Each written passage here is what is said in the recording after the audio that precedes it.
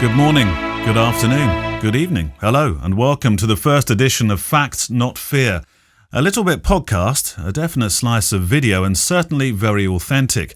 We're a group of broadcasters, presenters, and forever journalists who, like you, are trying to come to grips with this extraordinary, international, societally levelling pandemic, coronavirus COVID-19.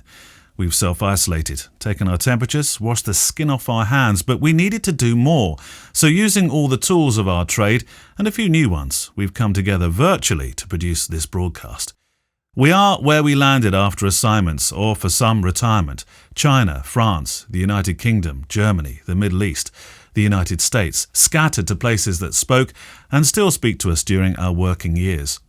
In 1985, Gabriel Garcia Marquez wrote, "Love in the time of cholera." Now in 2020, it may be that it's time to publish truth in the time of COVID-19. We plan to let you see our parts of the world, the people, their lives, their victories and their losses. To let you know you're not alone, that you're part of an enormous family, the human race. This is not a political program. Truth has got no politics. This is information and a bit of the old Edward R. Murrow see it now. We begin in Hong Kong with Eddie Lee.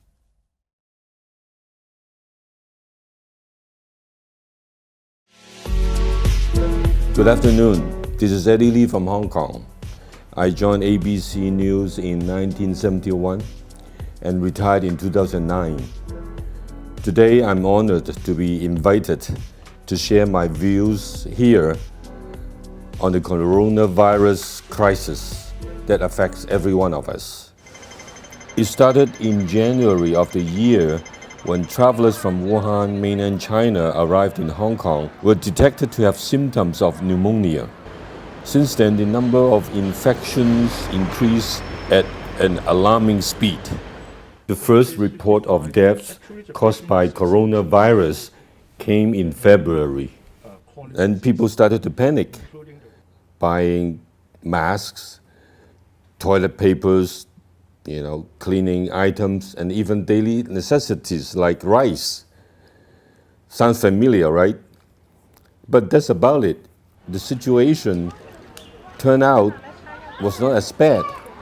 As I speak today, there were only 4 death reports and more than 400, confirmed cases.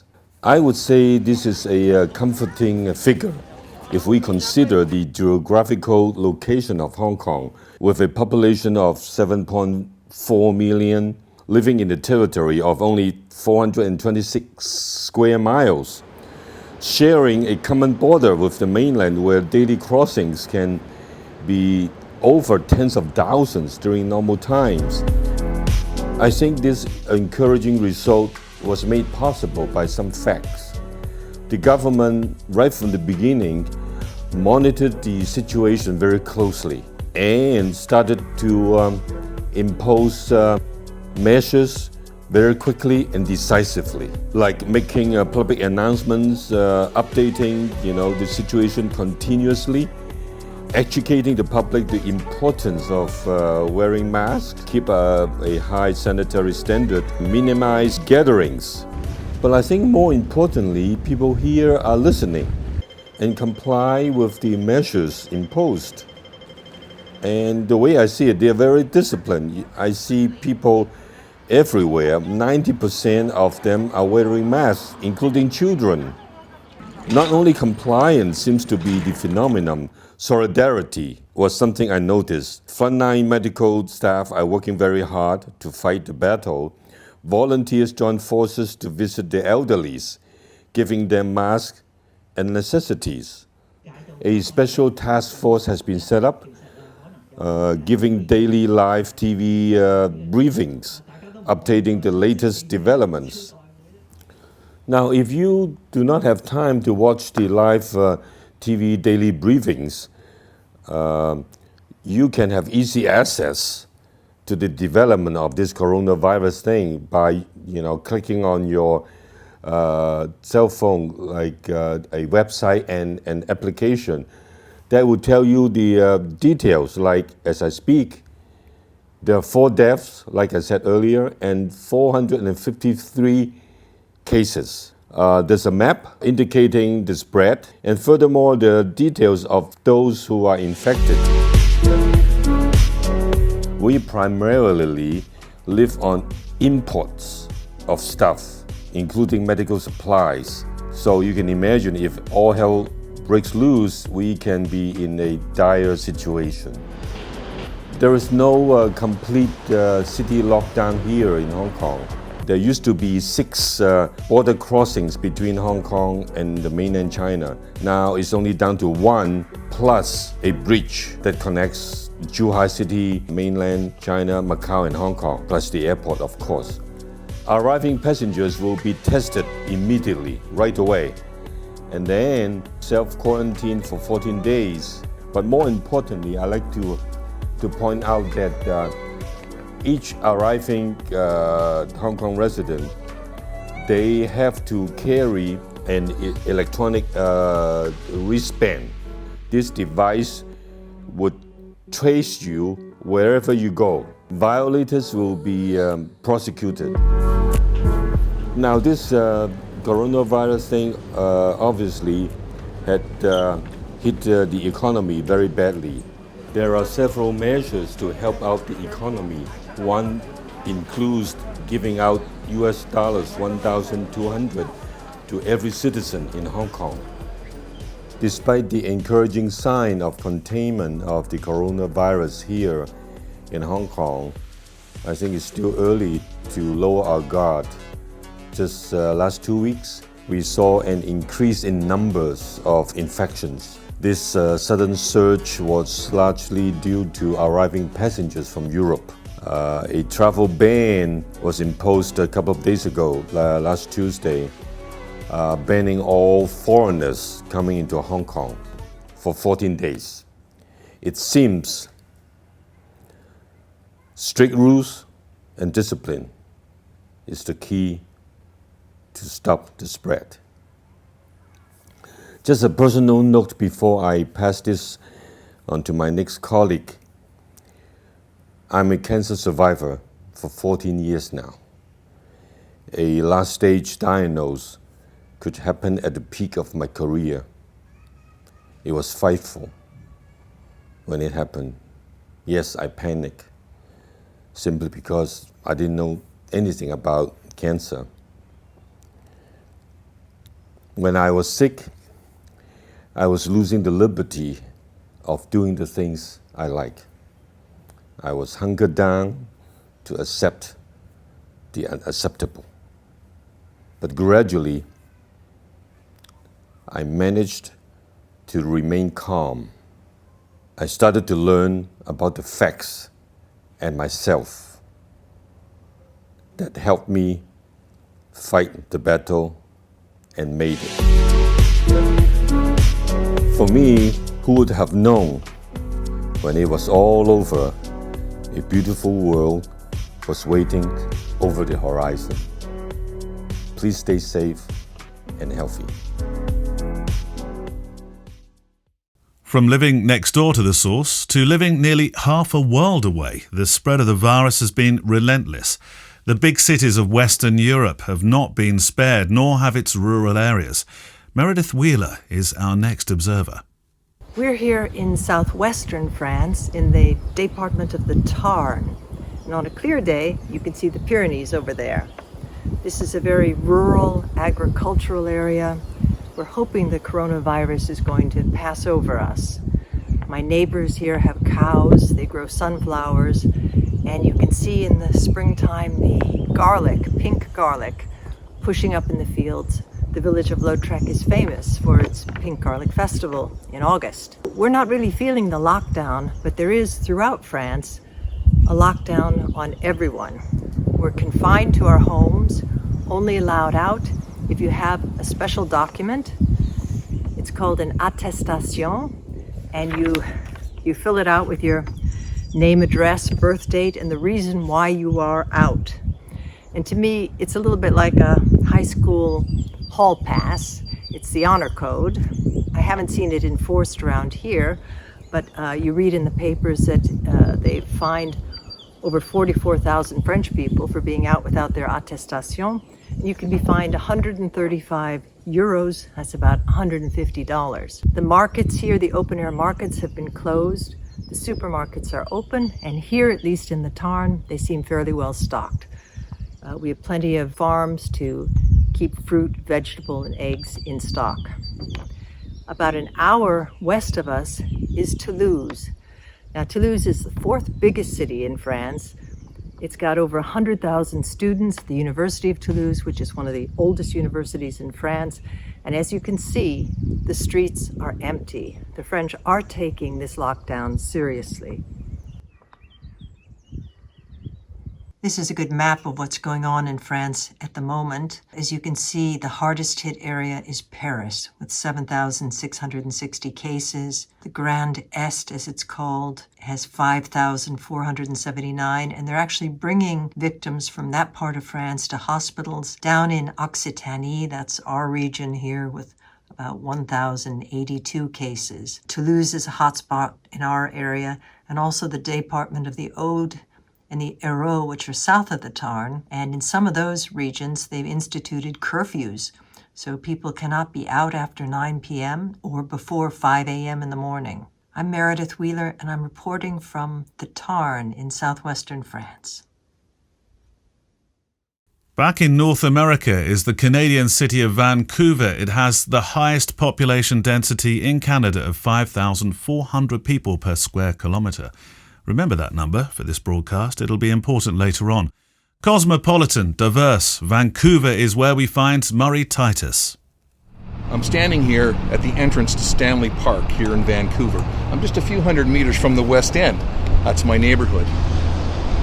The West End is one of the most densely populated areas in all of Canada. The streets are strangely quiet now due to a state of emergency order that was made about a week ago. People have been asked to stay home, to distance from others, in an effort to stop the spread of this virus. It has been surreal these last 10 days. People are either in a state of shock or a state of denial. A wave of panic buying has left supermarket shelves bare, yet there is no disruption with food supply chains.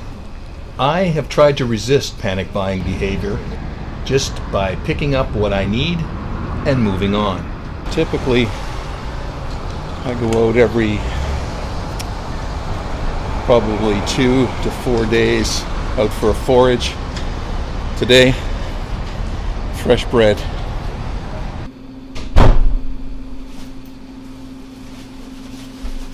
And once back inside the safety of my apartment,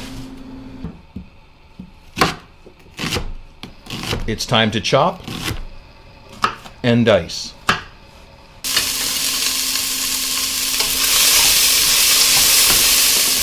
Tonight, Chef Merman will be serving ribs and some spaghetti. Staying inside is difficult, especially here in Vancouver with spring in the air.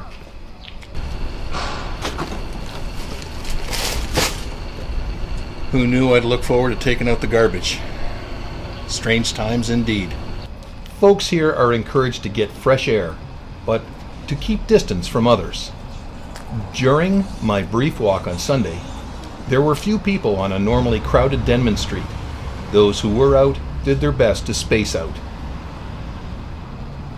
Buses and other public transit are still operating, the few riders trying to keep their distance from the others. Virus case numbers are still climbing with no end in sight. Vancouver and its surrounding areas account for the majority of cases in the province. There have been several deaths, including a resident of a nearby senior care home that's just blocks away from where I live. But through all this uncertainty and social distancing, there is something that happens in the neighborhood that we all look forward to every evening.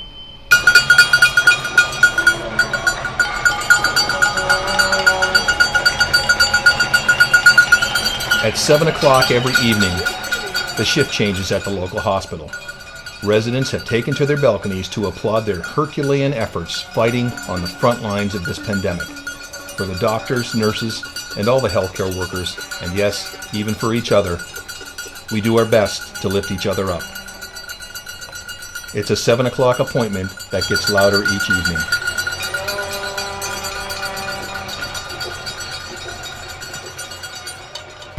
Reporting from Vancouver, I'm Murray Titus. Remember, be kind, be safe, and be healthy. Bill Nicholson lives in a place that's not only as far away from Vancouver as you can get in North America by distance, but also in living circumstance. Remember Vancouver's population density, 5,400 people per square kilometre? Well, Jefferson, Maine, is 18 people per square kilometre. Let's join Bill in his splendid isolation. Maine is probably one of the best places to be in this time of the coronavirus here in the United States. The Canadian border is 3 hours in front of me, and the nearest big city, Boston, is 3 hours behind me to the south.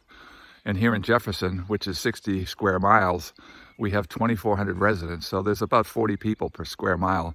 And as you can see in the background of my lawn, the back lawn, by the way, there's nothing here, really.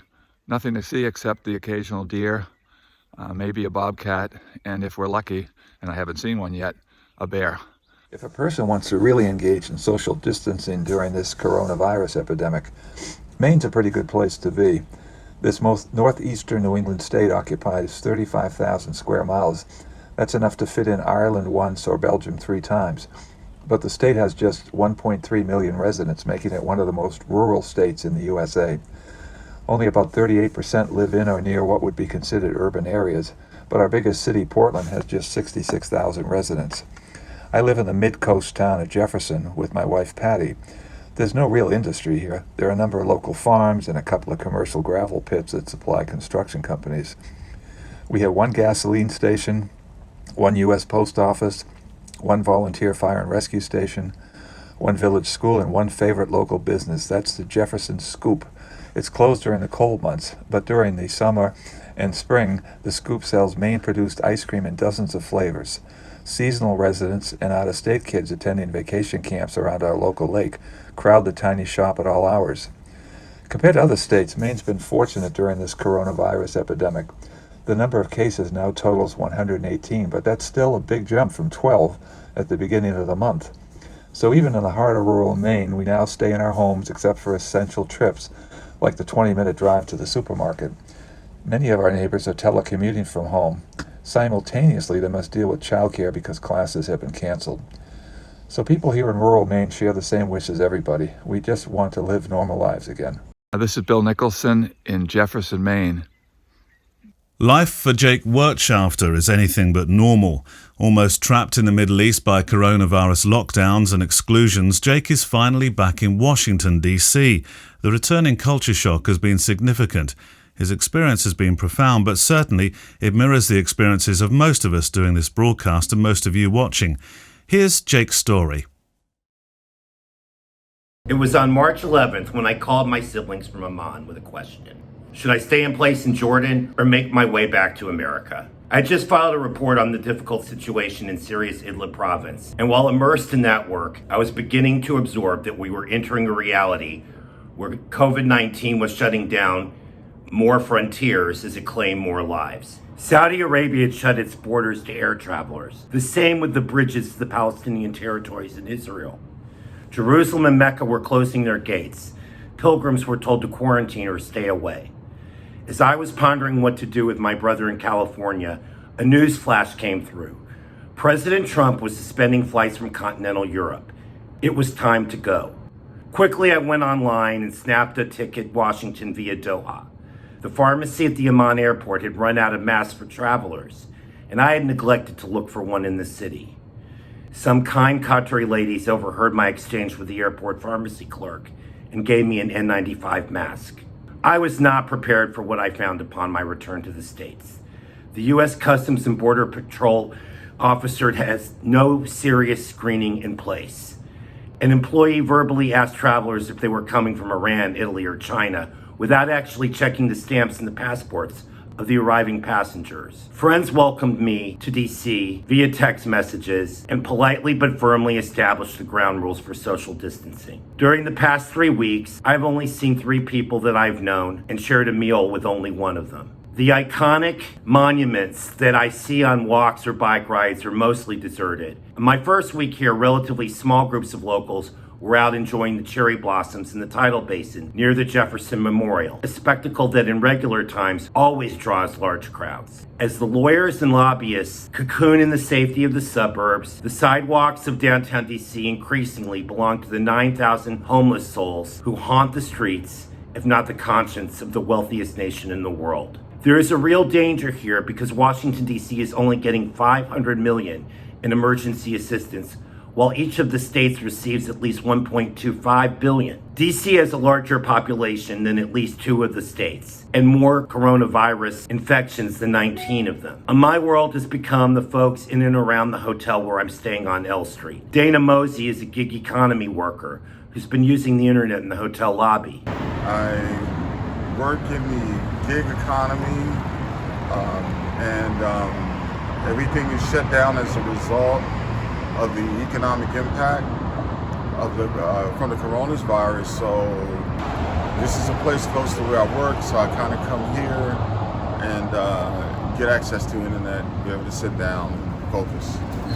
Since the outbreak of the virus in Washington, what are the changes in the city? One of the changes I see is there is no locations or places for folks to be productive, to get things done, internet, to collaborate with folk face to face, that's gone. Everybody's forced to go indoors, and then you might have domestic situations where folks need space because somebody might be sick or coughing, and so there's no alternative place to go to. And at the same time, folks are looking for work. Like most Americans, my only real outings are to get to the grocery store and the pharmacy. Each time I've been to the grocers, a new form of distancing is put in force. Shoppers stand in lines outside with markings reminding them to stay 6 feet apart. And the first time I went to this store, they limited entry to 20 shoppers. This past week, it was down to 10. The pharmacy quickly runs out of disinfectant spray and other newly essential items like hand sanitizer. My nerves have been more frayed by the lack of company than the lack of toilet paper. And I've made the decision to leave today. It may be the last possible day to get out. The district in Virginia have now put stay-at-home orders in place, and I'm going to pack up my belongings and head to Reagan Airport, named for the American who took 4 years to mention the word AIDS. As Mark Twain said, history doesn't repeat itself, but it often rhymes. Okay, so here I am at Phoenix Sky Harbor Airport in Arizona. Phoenix is America's 5th largest city, and this airport is the 3rd largest hub for American Airlines. And there is very little traffic through here today, as Governor Doug Ducey has ordered Arizonans to stay at home for the next month. Those orders go into effect this evening at 5 o'clock local time. And we're going to find out what stay at home means in Sedona, Arizona for the next month, where I'm going to be staying, and how far it is that I can wander off the ranch. So this is Jacob Wirtschafter for Fact Not Fear in Phoenix, Arizona. Jake made it out of the Middle East, but it's home to tens of millions, and respected journalist and broadcaster Yael Lavie is one of them. She's quarantined in an apartment in Tel Aviv, Israel, with her film editor husband, Oded Turi, their 2 young children, and Helisi, the house cat. Her 85-year-old mother is quarantined in her apartment a few blocks away. The lockdown began on March 15th, when there were just 250 confirmed cases. Their story begins then.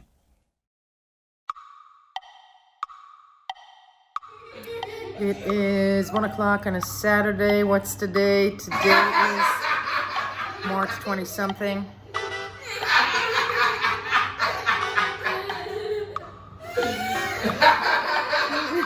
After 4 days inside, we're about to go out to Rabin Square for some sun, whilst following the guidelines of social distancing.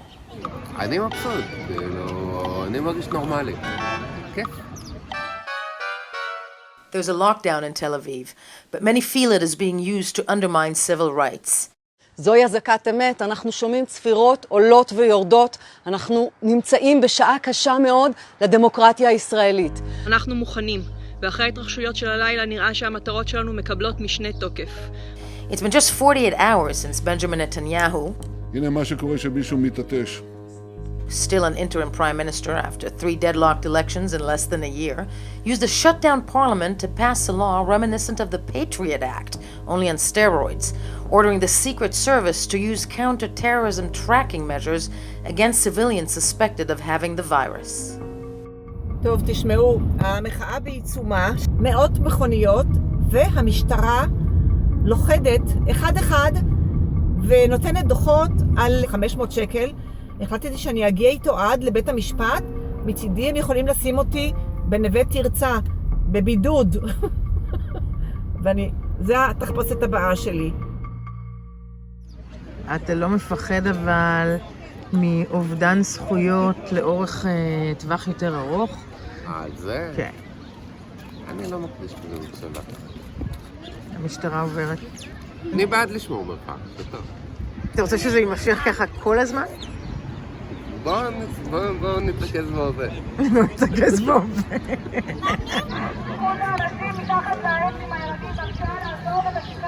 הופה.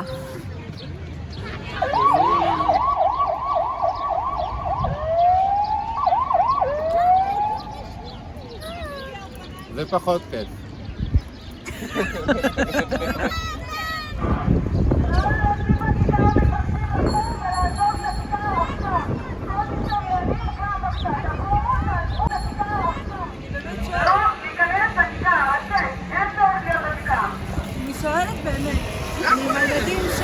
כן.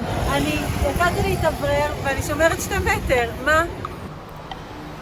So it's Sunday, March 21st, 2020. This is Tel Aviv on day 8. It's a beautiful sunny day. I'm going actually to buy my mother some groceries and some over-the-counter medicine. This is so fucked up, but I'm going to put this on the skirt so I can go shopping. And this is entirely insane, but driving is crazy on the goddamn news. I just walked I touched my face. I just walked to my mom's to get some one-on-one because I really think this is hardest on her. She's 85. She used to be an actress, need I say more. And yeah, no crowds.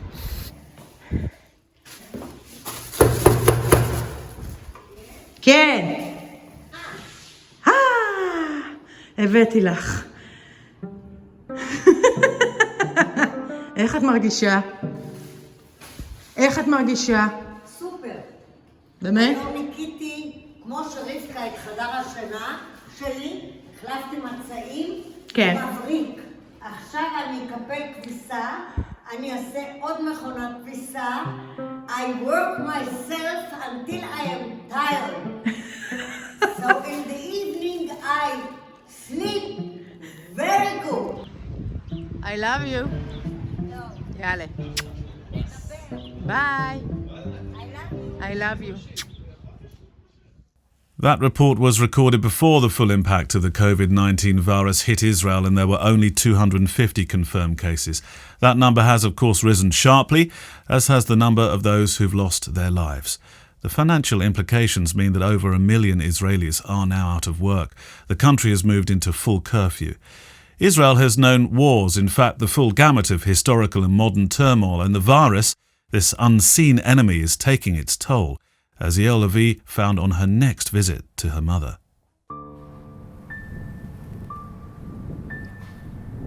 אמא! מה נשמע? תשמעי, לא קל. לא קל. עובדת על עצמי שיהיה לי קל, אבל לא קל. מתחיל להיות פחות קל. אני כועסת. כמה זמן? כמה זמן? וכל העולם חוגג את זה. ואת יודעת מה? באמת לא מתחשבים בזקנים. כי לזקנים בתקופה הזאת הכי פחות קל. זה השליש האחרון של חייהם. אין התחשבות. כל הקשקושים, אל תיפגשו, אל כזה, אל כזה. הזקן לבד. אני אוהבת אותך. כן? אין לו כבר עתיד כמו שלכם. לכם יש עתיד. לנו כבר אין עתיד. יש לנו את היום. וכדאי שהיום הזה, הנוכחי, הספציפי, יהיה נעים לזקן. לא יפחידו אותו ברמות כאלה, שהוא בסכנה נוראית ושהוא בעל הזה, כאילו מוציאים אותנו עכשיו. אנחנו באלקטרז, לפני הוצאה להורג. It is Wednesday, March 25th, 3 o'clock in the afternoon. In about 2 hours, the lockdown guidelines in Israel will become stricter. Nobody will be allowed past 100 meters from their house. So I'm taking the kids out for a long stroll.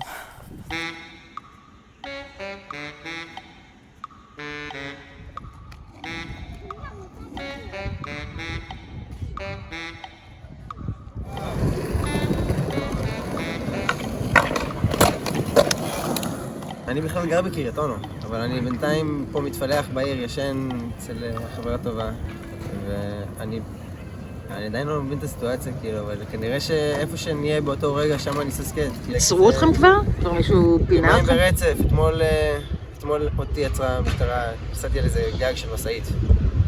לא היה אף אחד במגרש חנייה, ועליתי על המסעית, התחלתי לעשות על הטריקים, וזה, פתאום קצינה יוצאת מאיזה מקום, אני מסתכל, אני קולט שזה בית כלא. אני קולט שאני עומד על המשאית של שירות בתי הסוהר. יום הצעב. מה נכנס? סקטבורד? זאת יעל. מה נשמע? אזרחי ישראל, אם לא נראה שיפור מיידי במגמה, לא יהיה מנוס מלהטיל הסגר מלא. אם לא תתגייסו לשמור על עצמכם ועל המשפחות שלכם, יהיה כאן אסון. נשארים בבתים, נשארים בחיים. אני חוזר וקורא להקים מיד ממשלת חירום לאומית לטיפול במשבר.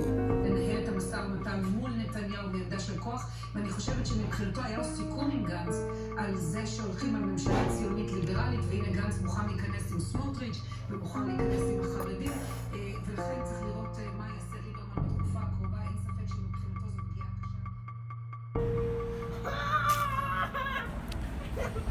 יום שישי לא כל כך ברור מה ההוראות. כל מה שאנחנו יודעים זה שאסור להתרחק יותר מ-100 מטר מהבית.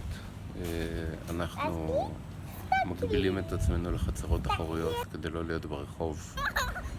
בינתיים אין טנקים ברחובות, ברוך השם. לא בטוח כמה זמן זה עוד יישאר. כיף לי, אבל אני לא אוהבת שאי אפשר להתקרב יותר מדי לאנשים. אני לא אוהבת את זה, אז כאילו אני עושה את ההפך מזה. אני כל הזמן יותר מחבקת את אח שלי מאשר שעשיתי כשהיה גן בבית ספר, וכל הזמן אני נדבקת לאנשים.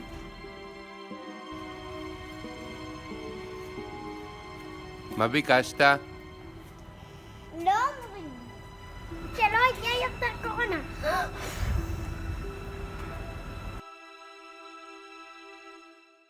Out of the mouths of babes, it's a sentiment shared across the nations of the world. John Donvan has reported from many of those countries in his nearly 50-year career as a television journalist. We find him home with his physician wife in the American capital. Washington, D.C., it's not just the seat of government, it's also a land of tourists, but not right now. The great open spaces are usually packed with people, and right now they belong to the joggers, solo joggers. And the soundtrack out there, it's all birds. The police have blocked off road access to the big museums. The U.S. Treasury, whose employees have a whole lot to worry about right now, gives all the appearance of nobody being home there. An old journalism trick, check the trash for the inside story, but there isn't any trash because there's nobody around to make any. Washington gets thought of as a bureaucracy, but it's really also a community. People actually live here in a series of neighborhoods with shops and restaurants and banks and so on that are all just absolutely shut down now because most folks are cooperating with the social distancing. My local supermarket, they're asking younger people to stay away before 9 a.m. so the seniors, we seniors, can have the run of the place. Inside, parts of it look stunningly bountiful. I mean, it's sort of striking when you hear the word shortage to see this. But yes, a few aisles over, the now classic shortages are there when it comes to absolutely anything that's made of paper. So, of course, it's on the news all the time, but I'm personally getting a different perspective on things from my wife, Ranit Mashuri, because she's a medical doctor, a family physician. So let's have a chat. So I am going to chat with Ranit on the sidewalk, only because she's just coming back from something happening downtown. Hey there. Hi. As you know, I wanted to chat with you briefly. So you just did this thing downtown, which was as a doctor. It's called the fit testing, and it's when they make sure that they fit you with the N95 respirator to make sure that it has a good seal and that you have the right size. Every face is different, of course, in size. So so why did this just happen now this week? Well, usually we do it once a year. However, we have mine is about to run out, and what is happening is they're going to redeploy a lot of my staff, my colleagues, and we're going to be helping the inpatient service and those who are taking care of the COVID patients in ICU or in the emergency room. So they wanted to make sure that everyone has a good fitting mask. So this is like all of the doctors are being set up to be in front of this emergency. So yes. you might be in a hospital ER or something like that? Possibly next week. It's what's called redeployment, and they're sort of, it's not really retraining depending on your specialty, but they're getting all of the people like the general surgeons whose surgeries have been canceled this week, and the urologists and the dermatologists and orthopedists. The urologists are going to be working on COVID Yes, patients? Really? Everybody is expected to work because a lot of our regular stuff that's not essential and not urgent is getting canceled. So rather than sit around and fiddle our thumbs, we're being called to help with those who are working directly. And depending on your training, it could be inpatient, it could be ICU, it could be emergency room. So they're kind of redistributing all of us. So what do you think you would end up doing? Well, they ask you what you would prefer to do, and I picked urgent care and inpatient. I haven't done inpatient medicine in about 2 years, but there's an orientation tomorrow where they're going to brief us and kind of remind us of what it's like to be on the inpatient setting. And are you and your fellow professionals having open conversations about being scared about this, or is everybody keeping stiff upper lip and pretending it's normal?